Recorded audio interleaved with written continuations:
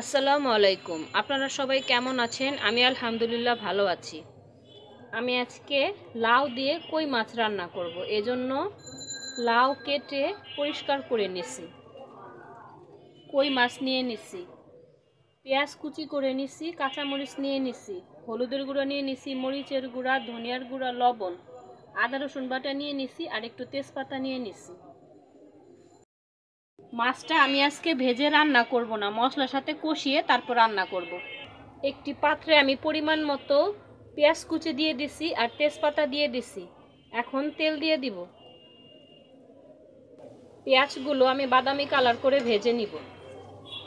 আমার রান্নাগুলো যদি আপনাদের কাছে ভালো লাগে প্লিজ আমার চ্যানেলটি সাবস্ক্রাইব করে আমার পাশে থাকার অনুরোধ রইল।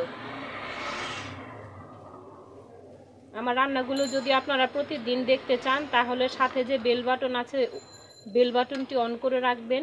আমি যখনই রান্নার ভিডিও দিব আপনারা নোটিফিকেশন পেয়ে যাবেন। পেঁয়াজগুলো আমার বাদামি কালার করে ভাজা হয়ে গেছে। এখন আমি আদা রসুন বাটাগুলো দিয়ে দিলাম আর সেই শুকনা মশলাগুলো দিয়ে দিলাম। একটু পানি দিয়ে দিলাম যাতে মশলাটা পুড়ে না যায়। মশলাগুলো আমার কষানো হয়ে গেছে। এখন সেই কই মাছগুলো দিয়ে দিব। মাছগুলো আমি একটু ছোট করে টুকরা করে নিছি। এখন মশলার সাথে ভালো করে মাছগুলো কষিয়ে নিব। মাছগুলো আমার ভালো করে মশলার সাথে কষানো হয়ে গেছে। এখন আমি মাছগুলো উঠিয়ে নিব। আপনারা চাইলে মাছটা একটু তেল দিয়ে ভেজে নিতে পারেন, কিন্তু আমি আজকে ভাজলাম না, মশলার সাথে কষিয়ে তারপর রান্না করতেছি। এভাবে করে সবগুলো আমি উঠিয়ে নিতেছি।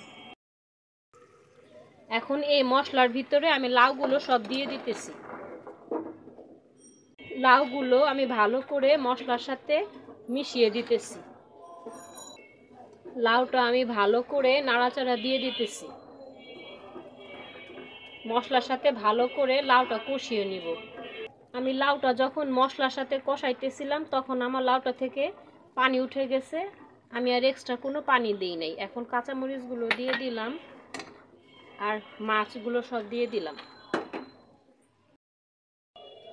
লাউ আর মাছটা আমি ভালো করে মিশিয়ে দিতেছি। তরকারিটি আমি 2 থেকে 3 বার ভালো করে নেড়ে দিছি। নামানোর আগে একটু ধনিয়া পাতা কুচি দিয়ে দিব।